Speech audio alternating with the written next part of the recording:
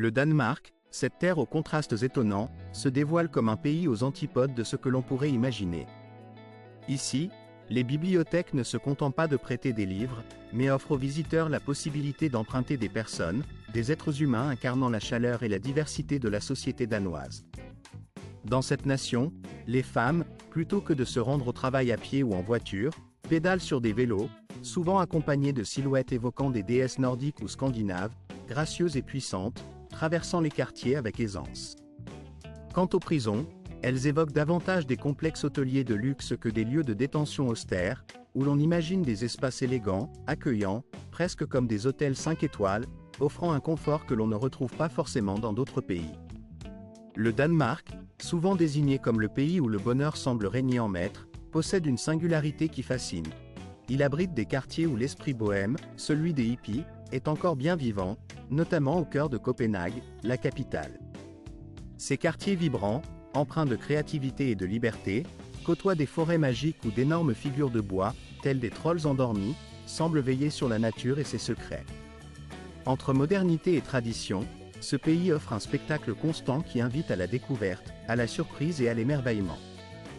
Préparez-vous à une immersion dans un univers où 15 faits étonnants vous attendent, révélant les aspects les plus étranges et fascinants du Danemark, des particularités que vous n'auriez jamais imaginées.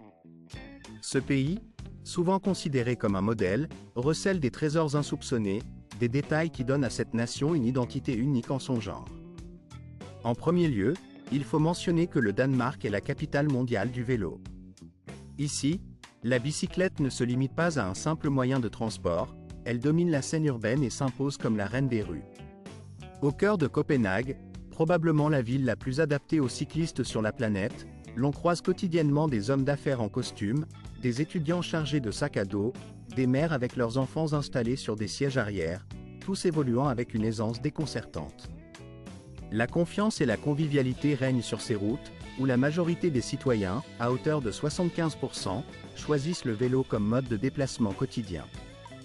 Les voitures, quant à elles, deviennent presque un luxe réservé à certaines occasions, reléguées à une place secondaire dans cette ville où le vélo est roi. Ce n'est pas tout. Le Danemark a développé, à une échelle impressionnante, un réseau de kilomètres de pistes cyclables dédiées, reliant villes et quartiers dans un maillage sophistiqué et intelligent. Des infrastructures innovantes, telles que des stations de stationnement spécifiques pour vélos, des feux de circulation séparés pour cyclistes, et même des ponts en forme de serpent enroulés entre les bâtiments, évoquant des scènes de science-fiction, ponctuent le paysage urbain. Ces éléments témoignent d'une volonté affirmée de faire du vélo un mode de vie durable et intégré à la vie quotidienne. Une particularité remarquable réside dans l'éducation dès le plus jeune âge. Les enfants danois apprennent très tôt à respecter les règles de circulation pour cyclistes. Si, lors d'un tournant, ils ne signalent pas leur intention avec la main, ils risquent une amende infligée par la police, ce qui montre à quel point la sécurité et la discipline sont ancrées dans la culture nationale. L'État soutient également cette philosophie écologique en subventionnant le remplacement des voitures par des vélos électriques, dans le cadre d'une politique nationale claire en faveur du respect de l'environnement. Si vous avez déjà vécu dans un pays où le vélo est profondément intégré à la culture, vous savez que le Danemark en est l'étalon or. La manière dont cette pratique est encouragée, valorisée et systématisée en fait un modèle à suivre pour le reste du monde. Passons à une autre facette étonnante de la vie danoise. L'été, ce pays devient un véritable paradis pour les amateurs de bains de soleil. Le soleil, considéré comme un trésor précieux, est chéri et respecté comme un rituel national. Dès que ses rayons percent les nuages, les habitants se précipitent vers les plages, les parcs, ou encore s'installent sur leurs balcons pour profiter de cette chaleur fugace. La mer, tantôt la mer du Nord, tantôt la mer Baltique, d'un côté, l'eau évoque une sérénité infinie, aux teintes bleu profond et apaisant, tandis que de l'autre, elle se déchaîne, sombre et orageuse, comme si la nature elle-même jouait avec ces contrastes. Et savez-vous quoi? C'est presque magique. Il est possible, littéralement, de se tenir debout sur un pied dans chaque océan, séparé par quelques kilomètres à peine, mais relié par cette frontière invisible que la mer trace entre deux mondes. Ce moment précis, cette expérience unique, restera gravé dans la mémoire de ceux qui la vivent, comme une étape marquante de leur existence. Depuis le cap Skagen, point extrême du nord du Danemark, jusqu'au phare gris emblématique qui veille sur la mer, Puis au-delà des dunes mouvantes de Rí-Björkmala, le seul désert de dunes de sable en Europe du Nord, cette côte danoise regorge de surprises inattendues. Là-bas, chaque instant semble promettre une découverte, une nouvelle facette de cette terre mystérieuse et chaleureuse à la fois. Si vous souhaitez ressentir la véritable essence de la liberté, il faut absolument faire un saut à Blacky Beach ou à Belvia, où l'atmosphère est si détendue qu'elle transcende toutes les conventions. Sur ces plages, la nudité n'est pas seulement tolérée, elle est tout simplement courante, un acte de liberté et d'authenticité. Les habitants, véritables amoureux de leur territoire, désignent ces endroits comme des plages où l'on peut se déchausser de toutes les contraintes sociales. En réalité, peu importe la plage que vous choisissez, la nudité y passe souvent inaperçue, si ce n'est comme une expression naturelle de la confiance en soi et de la liberté individuelle. N'hésitez pas à laisser un commentaire ci-dessous, numéro 5, si la culture de la plage au Danemark correspond à votre style d'aventure. Le numéro 13, quant à lui, désigne la plus attrayante et accueillante des femmes scandinaves. On la décrit souvent comme une déesse viking, à la grâce naturelle, à la fois élégante et indépendante, ouverte aux étrangers avec une sincérité désarmante. Leur beauté semble si évidente qu'elle paraît presque sans effort. De grandes silhouettes élancées aux cheveux clairs, brillant sous le soleil nordique, une peau immaculée et des yeux d'un bleu vif, comme sortis tout droit d'un film hollywoodien. Mais ce qui fascine réellement, chez ces femmes, ce n'est pas seulement leur apparence. Les Toshanki, comme on les appelle, représentent l'un des groupes de femmes les plus indépendants au monde. Plus de 70% d'entre elles, âgées de 20 à 60 ans, occupent des postes de responsabilité, architectes, ingénieurs, médecins, entrepreneuses. Leur journée s'écoule entre travail acharné et moments de détente. Le soir venu, elles parcourent la ville à vélo ou se retrouvent sur les terrasses ensoleillées pour profiter de l'été, savourant la convivialité et la simplicité de ces instants précieux. La vie quotidienne des femmes danoises se distingue par son ouverture et sa convivialité. Si vous êtes touriste ou nouveau dans le pays, vous constaterez qu'elles seront toujours heureuses de vous guider, de vous indiquer le chemin ou même, si l'ambiance est chaleureuse, de vous offrir une bière fraîche pour partager un moment convivial. Elles parlent couramment anglais, ce qui facilite leur accueil, et leur attitude détendue crée une atmosphère si chaleureuse que beaucoup de visiteurs européens ou américains tombent immédiatement sous le charme du Danemark. En journée, on peut les voir pratiquer le yoga au port, travailler dans un café en bord de quai ou jouer le rôle d'une mère attentive et confiante. Le soir, elles envahissent les bars minimalistes, où rire et conversations animées créent une ambiance chaleureuse, presque familiale. Avez-vous déjà croisé une femme danoise? Écrivez dans les commentaires si cela vous est arrivé.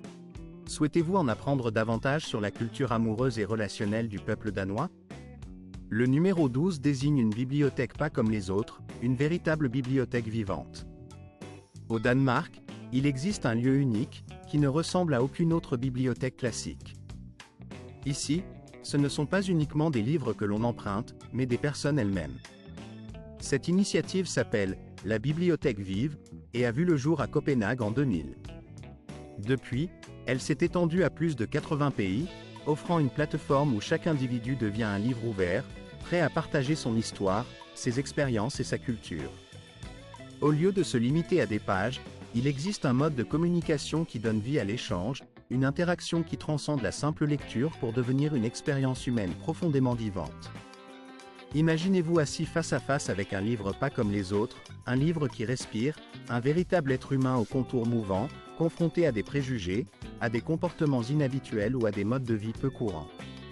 Ce « livre vivant » pourrait être une personne réfugiée, un sans-abri ou un pratiquant de la foi musulmane. Dans une atmosphère empreinte de sécurité et de bienveillance, vous pouvez lui poser toutes les questions qui vous viennent à l'esprit, dans un dialogue sincère qui dure souvent entre 30 et 60 minutes, permettant à chacun de mieux comprendre l'autre. Et à votre grande surprise, ces livres humains, ces rencontres authentiques, ont la capacité de répondre, d'éclairer, de révéler des facettes insoupçonnées des êtres. Il est étonnant de constater que de telles rencontres enrichissantes ne se limitent pas aux bibliothèques, mais ont aussi lieu dans des écoles, dans des hôpitaux, dans des entreprises, et même sur des sites de lycées à travers tout le Danemark. Le gouvernement local soutient activement ces initiatives destinées à réduire les inégalités sociales, à lutter contre la stigmatisation, et à contribuer à la guérison de la société. La bibliothèque vivante symbolise ainsi la volonté d'ouverture de la société danoise, incarnant l'une des innovations sociales les plus touchantes et modernes du pays. Ce concept témoigne d'un désir profond d'établir des ponts entre les personnes, de favoriser l'écoute et la compréhension mutuelle. Numéro 11. C'est une nation hippie atypique, nichée en plein centre de Copenhague.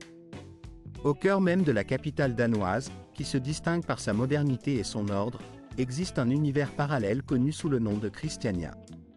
Fondée en 1971 par des artistes pacifistes et des hippies en quête d'autonomie, cette cité libre représente un espace de liberté absolue. Ici, les règles strictes de la ville classique laissent place à une créativité débridée et à une expression sans limite. Oubliez le luxe ostentatoire et la publicité tapageuse, dans cette enclave particulière, on découvre des graffitis aux couleurs éclatantes, des cafés construits à partir de vieux bateaux, des conteneurs en bois multicolores, et des maisons façonnées à la main avec amour et ingéniosité. Les habitants discutent entre eux comme de vieux amis, dans une convivialité sincère et chaleureuse. Il n'y a pas de voitures, seulement des vélos qui serpentent dans les rues et le doux son de guitare qui s'élève dans l'air. Les membres de cette communauté ont même leur propre monnaie, et dans certains quartiers, ils utilisent des cartes et des règles locales, coexistant pacifiquement au sein du centre-ville de Copenhague.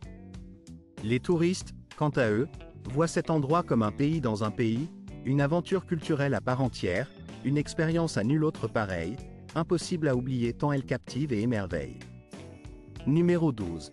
À seulement une demi-heure de route de Copenhague, se cache l'un des secrets les mieux gardés du Danemark, le monde mystérieux des trolls. Bien que ce pays soit réputé pour sa sobriété et son minimalisme, il abrite en son sein un lieu enchanté, une contrée secrète où vivent des géants en bois sculptés. Bienvenue chez les géants abandonnés, ces sculptures gigantesques, figures de trolls, dissimulées dans les forêts épaisses ou au cœur de clairières paisibles.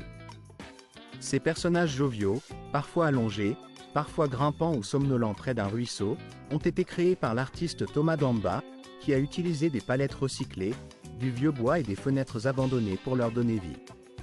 Ces œuvres sont devenues un symbole de l'engagement durable du Danemark, témoignant du respect de ses habitants pour le développement écologique. La particularité de ce lieu, c'est qu'il ne possède pas de carte officielle pour le guider. Au contraire, les visiteurs sont invités à partir à la chasse aux trolls, transformant la promenade en une véritable aventure ludique, une chasse au trésor où art et nature se confondent harmonieusement.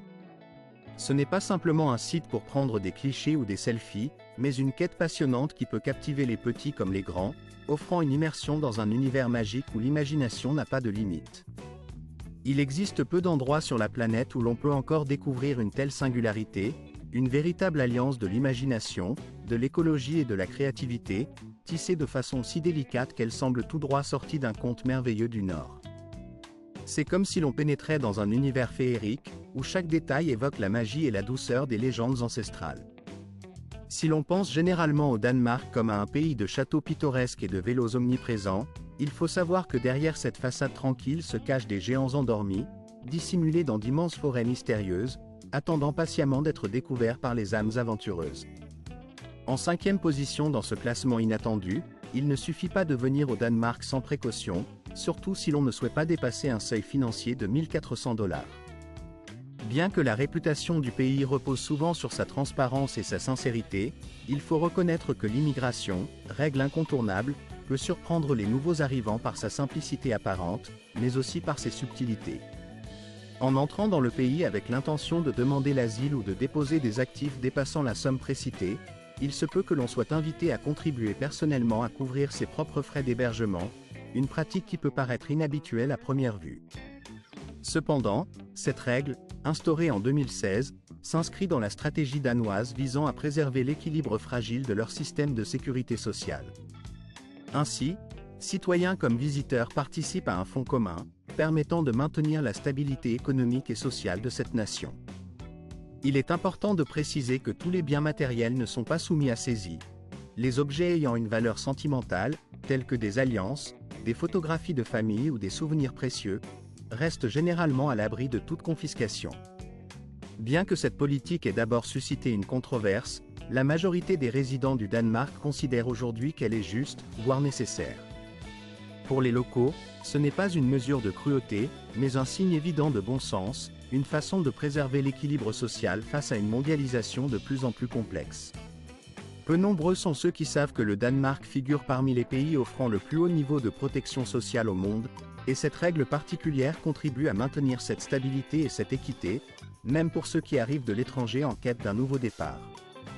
Passons maintenant à la 8e curiosité, la tradition la plus étrange qui existe parmi les célibataires européens.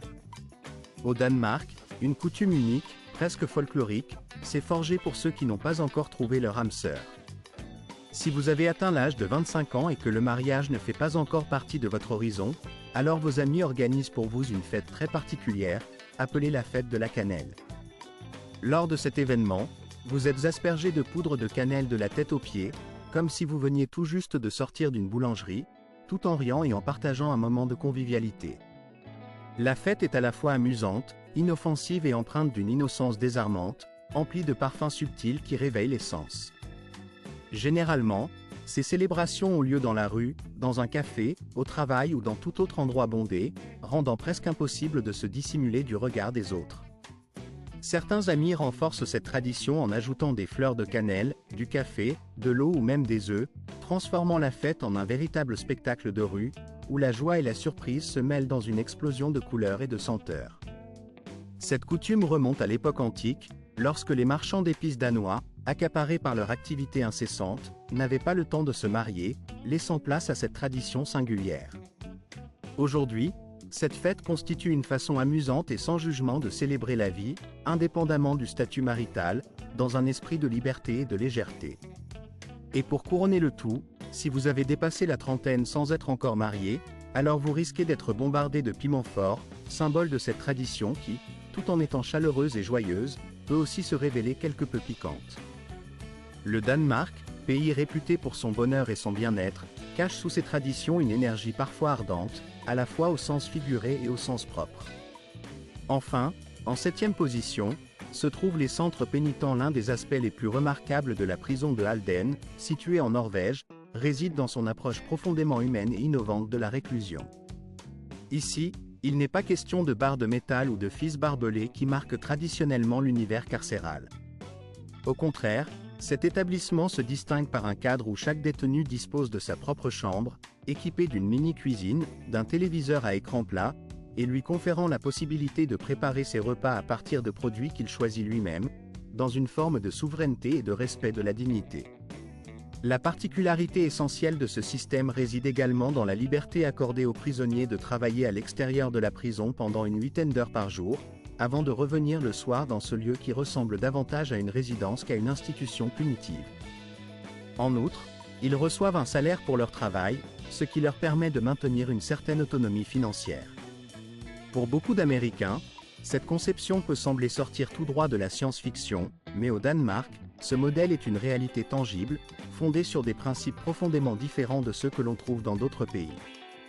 La philosophie qui sous-tend cette approche ne repose pas principalement sur la punition, mais sur la réhabilitation. L'objectif est d'enseigner aux détenus l'indépendance, de leur offrir un environnement propice à leur réinsertion sociale et à leur réappropriation en tant que citoyens responsables.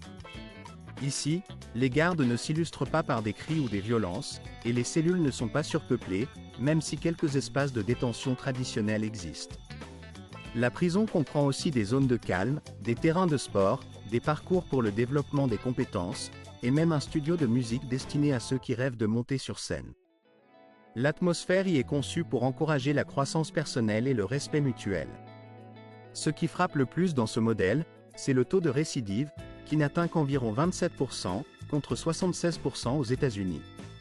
Si l'on pensait que la prison n'était qu'un lieu de punition, la réussite du système danois bouleverse cette idée, remettant en cause bien des préjugés sur la gestion pénale.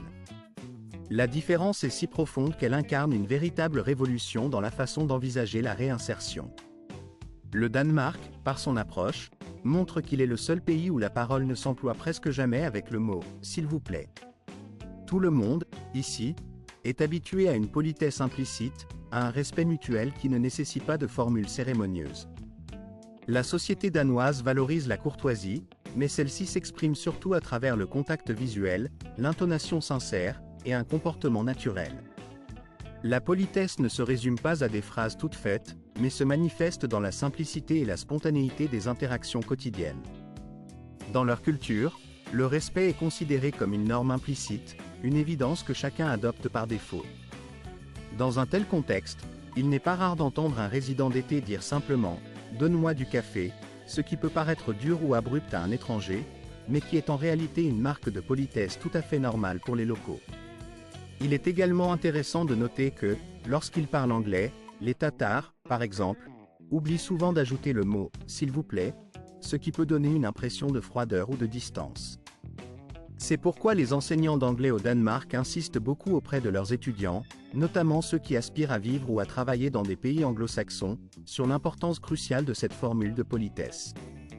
Bien qu'existe le mot « venlig » pour des demandes formelles, celui-ci sonne trop bureaucratique et dénué de chaleur, comme un terme issu d'un langage administratif plutôt que d'un échange vivant et sincère. Ainsi, si les Danois sont très polis, cette politesse n'est pas une marque d'angélisme à l'américaine, mais plutôt une attitude naturelle, inscrite dans leur culture du respect et de la simplicité. Copenhague, quant à elle, se distingue comme la capitale la plus élégante au monde, un véritable joyau de l'Europe du Nord. Lorsque le soleil se couche sur la ville, ses toits rouges, emblématiques, donnent l'impression d'une toile vivante, mais la ville ne s'endort pas pour autant. Au contraire, elle se métamorphose, est-ce le long des quais baignés de lumière, l'atmosphère vibrante de la ville s'étire dans toute sa splendeur. Sur ces terrasses en plein air, de jeunes gens s'attardent, sirotant leur bière fraîche tout en profitant du vent caressant leur visage, certains se tenant debout sur des chaînes suspendues dans les airs, laissant leur rire résonner dans l'écrin de cette scène urbaine animée.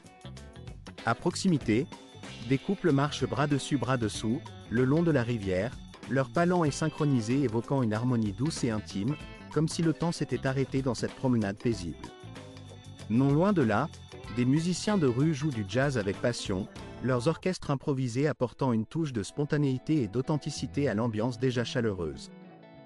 Le district Vesterbro, autrefois un secteur ouvrier modeste et laborieux, a su se métamorphoser pour devenir aujourd'hui l'un des quartiers les plus en vogue à l'échelle mondiale, selon le classement prestigieux de Time Out. Ici, chaque coin de rue dévoile une diversité culturelle et artistique remarquable, avec ses bars artisanaux où la bière coule à flot, ses galeries d'art contemporain, ses cafés à la mode où l'on sirote un espresso en discutant, et ses clubs dissimulés derrière des portes en bois grinçantes, qui ouvrent sur un univers underground vibrant. Chaque établissement possède sa propre âme, son énergie singulière, faisant de ce lieu un véritable sanctuaire de la créativité alternative. Au célèbre canal de Nieuwa, la vie se déploie dans une élégance simple mais raffinée, où des passants vêtus avec soin flânent en dégustant un verre de vin ou une bière artisanale, tandis que des couples élégants se promènent dans la lumière douce des lampions suspendus, créant une atmosphère presque féerique. Ne soyez pas surpris si certains locaux, abordant un étranger, entament une conversation spontanée, partageant leurs endroits préférés ou vous invitant à une fête improvisée dans un parc voisin, où la convivialité est reine. Fait intéressant, même à 2 heures du matin, les rues de Copenhague restent vivantes, animées par la présence incessante des vélos qui filent silencieusement, témoins d'une culture où la mobilité et la liberté sont essentielles. Les habitants, habitués à cette vie nocturne, emmènent leurs amis dans des bars, des clubs ou même jusqu'aux discothèques où la lumière vacille au rythme d'une musique enivrante. Si vous souhaitez vivre une véritable nuit nordique, nombreux sont les établissements qui restent ouverts jusqu'à l'aube, permettant de savourer chaque instant de cette effervescence nocturne. Il serait presque impossible de ne pas faire un détour par Bakken, la plus ancienne discothèque de toute l'Europe, nichée dans le quartier historique de la Viande, où la musique électronique rencontre l'histoire architecturale, fusionnant le passé et le présent dans une atmosphère de liberté totale, profondément enracinée dans la culture locale. 4e étape, bienvenue dans la capitale du Nord, cette ville qui évoque un conte de fées incarné dans la modernité européenne. Commencez votre exploration par le quartier de Nyhavn, célèbre pour ses rangées de maisons colorées qui se reflètent dans le canal historique, offrant un tableau vivant et pittoresque.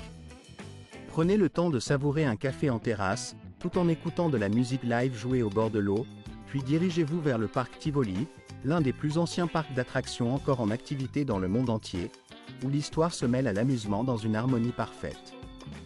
À quelques pas de là, la place de la mairie vous invite à flâner parmi ses restaurants traditionnels et ses boutiques artisanales, où les produits locaux racontent l'histoire de la ville à travers leurs saveurs et leur artisanat.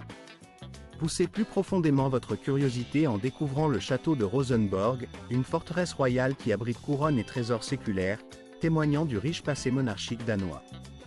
Promenez-vous dans le jardin botanique luxuriant, respirez la fraîcheur de ces plantes rares, puis visitez le musée d'histoire naturelle situé à proximité, où l'on peut contempler des collections fascinantes sur la faune et la flore du monde entier. Ensuite, dirigez-vous vers le palais d'Amalienborg, résidence officielle de la famille royale danoise, et ne manquez pas la cérémonie de la relève de la garde, spectacle emblématique qui vous plongera dans l'atmosphère solennelle et majestueuse de la monarchie locale. Traversez la place jusqu'à l'Opéra de C numéro 3.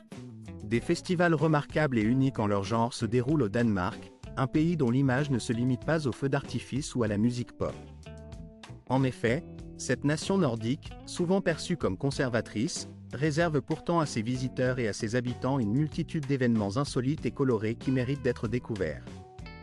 Commençons par évoquer le festival de Roskia, qui prend place à la fin du mois de juin dans la charmante ville de Roskilde, située à seulement quelques minutes en train de Copenhague. Ce festival n'est pas seulement le plus grand rassemblement musical d'Europe du Nord. Il attire chaque année plus de 130 000 personnes venues de divers horizons pour profiter de concerts, d'animations et d'atmosphères vibrantes. Cependant, l'événement qui fascine le plus et qui attire l'attention des participants ne se trouve pas sur la scène principale, mais dans une course peu conventionnelle, où l'on se déplace entièrement nu. Les participants, dans une ambiance débridée, peignent leur corps de couleurs vives, enfilent des costumes délirants, et courent dans tous les sens autour de la scène, créant un spectacle aussi joyeux qu'absurde. Le gagnant de cette course singulière remporte un pass hebdomadaire gratuit, lui permettant de profiter pleinement du festival dans une atmosphère de fête totale et d'amusement sans limite. En novembre, tout le pays s'illumine en célébrant la JDAG, ou Journée nationale de la bière, une fête incontournable dans le calendrier danois.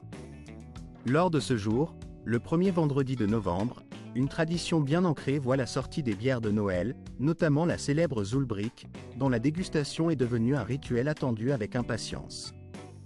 Les habitants, coiffés de chapeaux en laine bleue, envahissent les rues, où des charrettes tirées par des chevaux distribuent gratuitement de la bière à tous ceux qui souhaitent participer à cette célébration conviviale. C'est une véritable immersion dans une ambiance médiévale, dans une ville moderne où cette tradition ancestrale donne un air de fête communautaire et chaleureuse à la capitale. Puis, en février, le Danemark offre une autre facette de sa diversité culturelle avec le festival de natation d'hiver, qui se déroule dans plusieurs villes telles qu'Aarhus, Klitmøller ou encore Copenhague. Des centaines de courageux, vêtus de costumes aux couleurs vives, plongent dans les eaux glacées de la mer ou des lacs, bravant le froid mordant pour une expérience à la fois sportive et festive. Après ces baignades extrêmes, ils se rassemblent dans des saunas publics pour chanter, partager des histoires et siroter du vin chaud, créant ainsi une atmosphère chaleureuse malgré le froid qui pénètre jusqu'au haut. La scène est saisissante, des silhouettes colorées évoluant dans un décor givré, mais dont l'esprit demeure résolument tourné vers la convivialité et la célébration de la vie, même dans les conditions les plus extrêmes. Numéro 2. Conseils pratiques pour naviguer dans la vie quotidienne au Danemark, notamment en ce qui concerne les démarches administratives, la gestion du budget et le mode de vie. Bien que ce pays figure souvent en tête des classements mondiaux du bonheur, il faut aussi reconnaître que le coût de la vie y demeure élevé. Louer un appartement d'une chambre dans le centre de Copenhague peut coûter entre 1 300 et 1 800 $ par mois, un prix bien supérieur à celui pratiqué dans les petites villes où la dépense peut être réduite d'environ 20%. Les charges, telles que les services publics et l'accès à Internet, s'élèvent en moyenne à 200 $ mensuels, ce qui représente une dépense non négligeable mais raisonnable dans ce contexte. Pour se restaurer, un déjeuner dans un café abordable coûte généralement entre 18 et 25 $, tandis que cuisiner chez soi permet d'économiser, avec un budget de 400 à 600 $ par mois pour les courses. Les transports en commun, eux, sont fiables et efficaces, avec un abonnement mensuel oscillant entre 70 et 100 $. Toutefois, la majorité des Danois préfèrent opter pour le vélo, un moyen de transport peu coûteux, écologique et pratique dans un pays où la culture cycliste est profondément ancrée. La dépense pour une séance de sport en salle varie entre 35 et 50 $, tandis qu'une visite chez le dentiste coûte environ 80 $. La vie quotidienne, souvent minimaliste, nécessite un budget compris entre 2 300 et 2 800 $. Le Danemark n'est pas un pays réputé pour ses prix abordables, mais grâce à une certaine finesse d'esprit, il est tout à fait possible d'y vivre confortablement sans pour autant se ruiner. La capitale, quant à elle, s'impose comme l'une des plus exquises au monde, un véritable joyau culinaire. Peu de voyageurs anticiperaient qu'un si petit territoire pourrait devenir le théâtre d'une révolution gastronomique d'envergure mondiale, mais c'est précisément ce qui s'est produit avec Copenhague. La ville a su s'imposer comme le centre névralgique d'une créativité culinaire hors du commun, dépassant largement la simple réputation de ses sandwichs généreusement beurrés ou de ses harengs marinés, qui restent pourtant emblématiques. Copenhague s'est hissée au rang de capitale de la gastronomie innovante, attirant les chefs et les gourmets du monde entier. Parmi ses joyaux, le restaurant nommé Noma, doté de 2 étoiles Michelin, occupe une place particulière. Ce lieu a été à plusieurs reprises désigné comme le meilleur restaurant au monde selon le classement des 50 meilleurs établissements, une reconnaissance qui témoigne de son prestige international. La cuisine qui y est servie puise dans la tradition nordique, tout en adoptant une approche néo-nordique qui privilégie des ingrédients locaux et de saison. On y déguste des mets aussi inattendus que du cerf fumé, des algues fraîches ou encore des œufs cuits dans la mousse, des créations qui mêlent simplicité et sophistication. Pour ceux qui préfèrent une expérience plus traditionnelle, la ville offre des options variées. Par exemple, le classique smørrebrød, un pain de seigle généreusement beurré, surmonté de caviar, de harengs, de radis croquants et d'anettes, est un plat typique que l'on retrouve sous de multiples variantes à travers toute la cité. Les marchés comme Ref ou Ugeani proposent également des délices locaux, notamment les saucisses danoises grillées accompagnées de cornichons, d'oignons croustillants, de ketchup et de la fameuse sauce rémoulade, véritable ingrédient emblématique de la gastronomie nationale. Il est peu connu que l'école de cuisine de Copenhague forme aujourd'hui certains des meilleurs chefs d'Europe. De nombreuses grandes villes envoient leurs cuisiniers ici pour apprendre et maîtriser des pratiques alimentaires axées sur la durabilité, un aspect essentiel de la nouvelle cuisine danoise. Au fil des années, cette capitale est devenue un véritable laboratoire où innovation et tradition cohabitent harmonieusement, façonnant une scène culinaire d'une richesse exceptionnelle. Voici 15 faits surprenants et fascinants sur le Danemark, destinés à élargir votre vision de ce pays étonnant. Nous espérons que cette exploration vous a permis d'adopter un regard nouveau sur cette terre unique. Peut-être que cette vidéo vous a plu, et si tel est le cas, n'oubliez pas de cliquer sur le bouton « J'aime » et de vous abonner à notre chaîne pour ne pas manquer nos prochaines vidéos, aussi passionnantes qu'informatives.